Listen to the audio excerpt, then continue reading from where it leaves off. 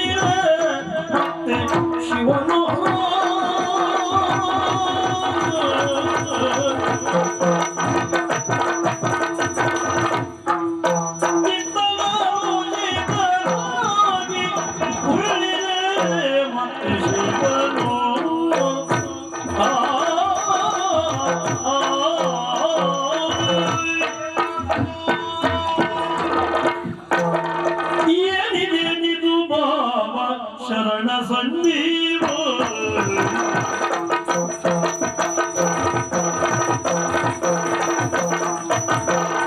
ಏನಿದೇನಿದು ಭಾವ ಶರಣ ಸಂಜೀವನಿ ನೀನಂದಿದು ಗುಡದಿಂದ ಸಂಜೀವನಿ ನೀನಂದಿದು ಗುಡದಿಂದ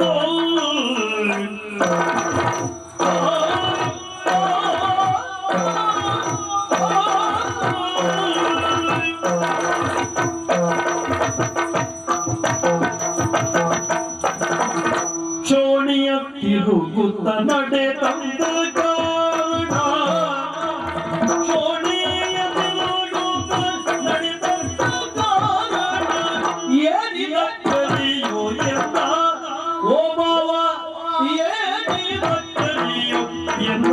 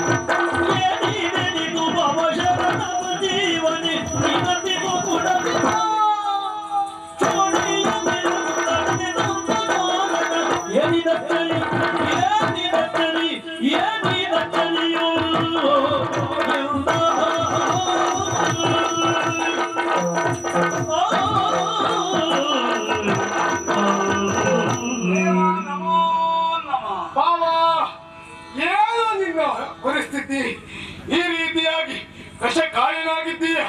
ಕೈಯಲ್ಲಿ ಭಿಕ್ಷಾಪಾತ್ರೆಯನ್ನು ಹಿಡಿದುಕೊಂಡಿದ್ದೀಯ, ಮತ್ತೊಂದು ಕೈಯಲ್ಲಿ ಕಪಾಲ. ಯಾಕೆ ಈ ರೀತಿ ಆದಂತಹ ಪರಿಸ್ಥಿತಿ ನಿನ್ನ ಪಾಲಿಗೆ ಒದಗಿ ಬಂತು? ಮತ್ತೆ ನೀನು ಇಲ್ಲಿವರೆಗಾಗಿ ಯಾಕೆ ಬಂದೆ? ಇದಕ್ಕೆಲ್ಲ ಮೂಲ ಕಾರಣ ಏನೇನು ಹೇಳ್ತೀಯ? ಸಾಕು, ಮನ್ನಣೆಯೂ ಬಂತು ಬಾವ. ಯಾಕೆ?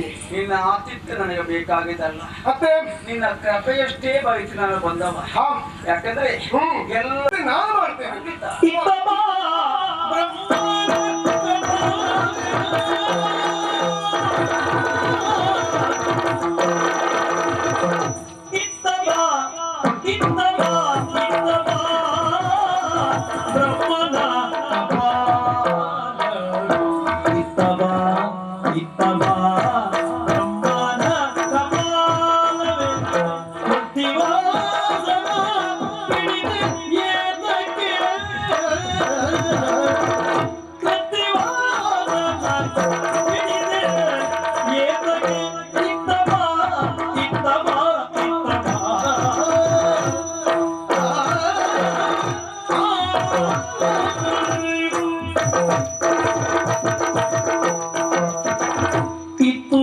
ಸರ್ವರ ಮನವ ಪೊರೆಯುವ ಕತ್ತು ಇತ್ತು ಸರ್ವರ ಮನವ ಪೊರೆಯುವ ಕತ್ತು ನಾನು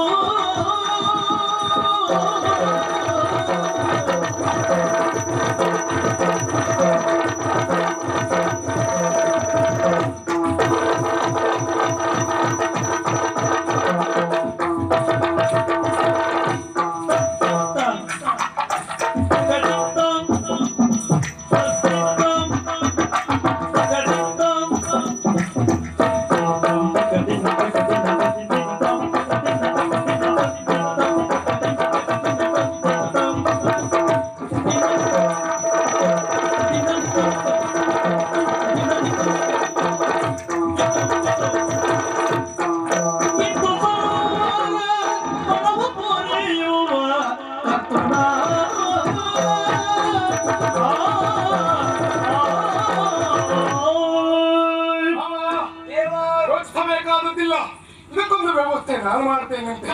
ಈಗ ನಿನ್ನಲ್ಲೇ ಅಲ್ಲ, ಅದರಲ್ಲಿ ನಾನು ಮಾತಾಡಬೇಕು. ಓ ಕಪಾಲವೇ, ಒಮ್ಮೆ ಆತನನ್ನ ನೋಡು. ಕಾಯನಾಗಿದ್ದಾನೆ. ಅವನಲ್ಲಿರುವಂತಹ ಮಧ್ಯಮಾಂಸ ರಕ್ತವನ್ನ ಈಗಾಗಲೇ ಹೀರಿಕೊಂಡು ಬಂದಿದ್ದೀಯ. ಅವನಲ್ಲಿ ಏನೂ ಇಲ್ಲ. ಒಮ್ಮೆ ನನ್ನ ಕಡೆ ನೋಡು. ಈಗ ಬೇಕಾದನ್ನು ನಾನು ಕರುಣಿಸ್ತೇನಂತೆ. ಇತ್ತವಾ ಇತ್ತವಾ ಇತ್ತವಾ ಮೋಸ ಮೋಸ ಮೋಸ ಒಳಗೆ ಬಾ. ಮೋಸ ಮೋಸ ಮೋಸ ಅಂತ ಕೂಗ್ತಾ ಉಂಟು. ಒಪ್ಪೆ ಹೊಡಿತಾ ಉಂಟು. ಆದರೊಂದು ಭಾವ, ಇದಕ್ಕೆ ನಾನು ಮೋಸ ಆಗುವುದಕ್ಕೆ ಬಿಡುವುದಿಲ್ಲ. ಹೇಗೆ ಒಂದೊಂದು ದಿನ ಮಹಾಭಾರತ ಎನ್ನುವಂತಹ ಮಹಾಸಂಗ್ರಾಮ ನಡೆದುಕೊಂಡು ಅಲ್ಲಿ ಇದಕ್ಕೆ ಬೇಕಾದಂತಹ ರಕ್ತ ಮಾಂಸ ಮಜ್ಜವನ್ನ ನಾನು ಒದಗಿಸುವಂತ ವ್ಯವಸ್ಥೆ ಮಾಡ್ತೇನೆ. ಹಾಗಾಗಿ ಇದು ಇಲ್ಲಿರುವುದಲ್ಲ, ನೇರವಾಗಿ ಕುರುಕ್ಷೇತ್ರ. ಬಾವ, ಓ ಯಾಕೆ ಹೀಗಾಯ್ತು? ಹಾಗೆ ಬ್ರಹ್ಮ ಮಗಳನ್ನ ಮದುವೆ ಆದ. ಹೌದು. ನಾನು ಕೇಳಿದ ಅಪರಾಧವಾಗಿದೆ. ಆಹಾ. ಅವ ಮಾಡಿ ತಪ್ಪು ಎಂಬ ಕಾರಣಕ್ಕೆ ನಾನು ಚಿವುಟಿದೆ. ಹೌದು. ಅದು ಅಪರಾಧವ. ಆಹಾ. ನಮಗೆ ಈ ಬುದ್ಧಿ ಯಾಕೆ ಬಂತು? ಬಾಬಾ, ಇದಕ್ಕೆಲ್ಲ ಮೂಲ ಕಾರಣ ಏನು ಕೇಳಿದ್ರೆ ಅಹಂಕಾರ. ನೀನು ಲಯಕಾರಿ ಎನ್ನುವಂತಹ ಅಹಂಕಾರ, ಆದ್ರೆ ನಾನೊಬ್ಬ ಸೃಷ್ಟಿಕರ್ತ ಎನ್ನುವಂತಹ ಅಹಂಕಾರ. ರಜೋಗುಣ ಸಂಪನ್ನ ಅವ. ಹೌದು. ರಜೋಗುಣಕ್ಕೆ ಮೂಲ ಅಹಂಕಾರ ಉಂಟು ಅಲ್ವಾ? ತಮೋಗುಣ ಸಂಪನ್ನ ನಾನು. ತಮಸ್ಸು ಅಂದ್ರೆ ತಮ ಅಂದ್ರೆ ಕತ್ತಲು. ಹೌದು. ಲಯಕ್ಕೆ ಬೇಕಾಗಿತ್ತು. ಅವನಿಗೆ ಅಹಂಕಾರ ಮತ್ತು ನನಗೂ ಅಹಂಕಾರ ಬಂದಿತ್ತು. ಆ ಅಹಂಕಾರದ ಪರಮಾವಧಿ ಎನ್ನುವಂತಹದ್ದು ಮೀರಿದ ಆ ತಕ್ಷಣದಲ್ಲಿ ಇಂತಹ ದುರ್ಘಟನೆಗಳು ನಡೆಯಿತು. ಅವನ ಮಗಳು ಮದುವೆ ಆದ್ನಲ್ಲ. ಇದರಿಂದ ಲೋಕಕ್ಕೆ ಅರ್ಥ ಆದಂತಹ ವಿಷಯ ಎಂದು ಕೇಳಿದ್ರೆ, ಯಾವ ತಂದೆ ತನ್ನ ಮಗಳನ್ನ ಮದುವೆ ಆಗ್ತಾನು ಅಂತವನಿಗೆ ಶಿರಶ್ಛೇದನವೇ ಶಿಕ್ಷೆ. ಯಾರು ಬ್ರಹ್ಮಹತ್ಯೆಯನ್ನ ಮಾಡ್ತಾನೋ ಅಂತವನಿಗೆ ಭಿಕ್ಷಾಟನೆಯೇ ಶಿಕ್ಷೆ. ಅಹಂಕಾರ ಎನ್ನುವುದೇ ಹಾಗೆ ಬಾಬಾ. ಅಹಂಕಾರ ಎನ್ನುವಂತಹದ್ದು ಒಂದು ರೀತಿಯಲ್ಲಿ ಹುತ್ತಲಿದ್ದ ಹಾಗೆ ಬೆಳೆಯುತ್ತಾ ಬೆಳೆಯುತ್ತಾ ಬೆಳೆಯುತ್ತಲೇ ಇರ್ತದೆ. ಅದನ್ನ ನಾವು ಆಗಾಗ ಮರ್ದಿಸಬೇಕಾಗ್ತದೆ. ಹುತ್ತ ಬರೆಯುವುದಕ್ಕೆ ಬಿಟ್ರೆ ನಮ್ಮನ್ನೇ ಅದು ಮುತ್ತಿಕೊಳ್ತದೆ. ಹಾಗಾದ್ರೆ ನಾವು ತ್ರಿಮೂರ್ತಿಗಳಿದ್ದೇವೆ. ನಮ್ಮಿಬ್ಬರಿಗೂ ಅಹಂಕಾರ ಬಂತು. ನಿನಗೂ ಮಾತ್ರ ಬರಲಿಲ್ಲ. ಅದು ಯಾಕೆ? ಕಾರಣ ಉಂಟು. ನಿನ್ನದಾದಂತ ಅಹಂಕಾರದಿಂದ ನೀನು ಭಿಕ್ಷಾಟನೆಯನ್ನು ಮಾಡಿದೆ. ಬ್ರಹ್ಮನಿಗೆ ಬಂದಂತಹ ಅಹಂಕಾರದಿಂದ ತನ್ನ ಒಂದು ಶಿರವನ್ನೇ ಕಳೆದುಕೊಂಡ. ಆದ್ರೆ ನನಗೆ ಯಾಕೆ ಬರಲಿಲ್ಲ ಬಾಬಾ? ನಾನು ಸತ್ವಗುಣ ಸಂಪನ್ನ, ಯಾವಾಗಲೂ ಯೋಗ ನಿದ್ರೆಯಲ್ಲೇ ಇರುವವ ನಾನು. ಹೀಗೆ ಒಂದು ಮಾಡುವುದು ನಿದ್ರೆ, ಬರೆಸಿಕೊಂಡು ಮಾಡುವಂತಹದ್ದು ಯೋಗ ನಿದ್ರೆ. ನಾನು ಅದಕ್ಕಾಗಿಯೇ ಹೇಳಿದ್ದು ಬಹುಶಃ ನೀ ಮಾಯೆಯೋ ನಿನ್ನೊಳು ಮಾಯೆಯೋ ಅಂತ ಅಲ್ವಾ? ಹೌದು. ಈ ಸೃಷ್ಟಿಯನ್ನು ಮಾಯೆ ಒಂದು ಆವರಿಸಿಕೊಂಡಿದೆ. ಆದ್ರೆ ನೀ ಮಾತ್ರ ಹಾಗಲ್ಲ, ಮಾಯೆಯನ್ನೇ ನೀನು ಆವರಿಸಿಕೊಂಡಿದ್ದೀಯ. ಹೌದು ಬಾಬಾ. ಮಾಯೆಯ ಒಳಗೆ ನಾವಿದ್ದೇವೆ, ನಿನ್ನೊಳಗೆ ಮಾಯೆ ಉಂಟು. ಮಾಯೆ ಉಂಟು. ಹಾಗಾಗಿ ನಿನಗೆ ಅಹಂಕಾರ ಬರಲಿಲ್ಲ. ಅಹಂಕಾರ ಎನ್ನುವುದು ನನ್ನನ್ನು ಬಾಧಿಸಿತ್ತು. ಆದ್ರೆ ನಾನು ಯೋಗ ನಿದ್ರೆಗೆ ಜಾರಿದ ಕಾರಣಕ್ಕಾಗಿ ಅದು ಹೆಚ್ಚಿನಂತಹ ಪರಿಣಾಮ ಲೋಕಕ್ಕೆ ಕುರಿತು ಸಿಗಲಿಲ್ಲ ಬಾಬಾ. ಕೈ ಒಳಗಿನಂತ ಆ ಕಪಾಲವನ್ನ ಬಿಡಿಸಿದೆ. ಹೌದೌದು. ಇದೊಂದು ಅದಕ್ಕೊಂದು ವ್ಯವಸ್ಥೆ ನಾನು ಮಾಡ್ತೇನೆ ಬಾಬಾ. ನೀನೇ ಹೀಗೆ ಇರುವುದಲ್ಲ. ಈಗಾಗಲೇ ನಿನ್ನ ಮನೆಯಾದಂತಹ ಪಾರ್ವತಿ ನಿನ್ನನ್ನು ತೊರೆದು ಕಾಶಿ ಕ್ಷೇತ್ರದಲ್ಲಿ ಅನ್ನಪೂರ್ಣೇಶ್ವರಿಯಾಗಿ ನಿಂತಿದ್ದಾಳೆ. ಅನ್ನಪೂರ್ಣೇಶ್ವರಿ ಮಹತ್ವವೇ ಹಾಗೆ. ಅನ್ನಪೂರ್ಣೆ ಸದಾಪೂರ್ಣೆ ಶಂಕರ ಪ್ರಾಣವಲ್ಲವೇ. ಜ್ಞಾನ ವೈರಾಗ್ಯ ಸಿದ್ಧಾರ್ಥ ಭಿಕ್ಷಾಂಜಲಿ ಹಿತ ಪಾರ್ವತಿ. ಅನ್ನ ಪೂರ್ಣೇಶ್ವರಿಂದ ಅನ್ನವನ್ನು ಪಡೆದಂತಾದ್ರೆ ಜ್ಞಾನ ಹಾಗೂ ವೈರಾಗ್ಯ ಎನ್ನುವಂತಹದ್ದು ವೃದ್ಧಿ ಆಗ್ತದೆ. ಆ ಕಾರಣಕ್ಕಾಗಿ ನೀನು ಇಲ್ಲಿರುವುದಲ್ಲ, ನೇರವಾಗಿ ಕಾಶಿ ಕ್ಷೇತ್ರವನ್ನ ಸೇರಿ ಅನ್ನಪೂರ್ಣೇಶ್ವರಲ್ಲಿ ಅನ್ನವನ್ನ ಸ್ವೀಕರಿಸು. ಆವಾಗ ನೀನು ಕಳೆದುಕೊಂಡಂತಹ ದೇಹ ಎನ್ನುವುದು ಪುನರ್ ನಿನಗೆ ದೊರೆಯುತ್ತದೆ. ದೇವ ಕೇವಲ ಬೇಡಿಕೆ ತಿನ್ನುವುದಷ್ಟೇ ಅಲ್ಲ, ಅದೇ ಕಾಶಿಯಲ್ಲಿ ನಾನು ವಿಶ್ವನಾಥನಾಗಿ ನೆಲೆಯಾಗಿರುತ್ತೇನೆ, ಲೋಕವನ್ನ ಪಡೆಯುತ್ತೇನೆ. ನಿನ್ನನ್ನು ಧ್ಯಾನಿಸಿ ಕಾಶಿಯನ್ನ ಸೇರಿ ಅನ್ನವನ್ನ ಪಡೆದು ನಾನು ವಿಶ್ವನಾಥನಾಗಿ ನಿರುತ್ತೇನೆ. ಸರಿ, ನನ್ನ ಮೇಲೆ ಅಷ್ಟೇ ಅಲ್ಲ, ಇಡೀ ಸೃಷ್ಟಿಯ ಮೇಲೆ ನಿನ್ನ ಕೃಪೆಯಲ್ಲಿ ಮತ್ತು ಕರುಣೆಯಲ್ಲಿ ಹೋಗಿ ಬರ್ತೇನೆ ದೇವ. ಹರ ಹರ ಆಯ್ತು. ಇನ್ನೇನು ಶಂಕರ ಒಂದೇ ಆಯ್ತು ಆಗಿದೆ.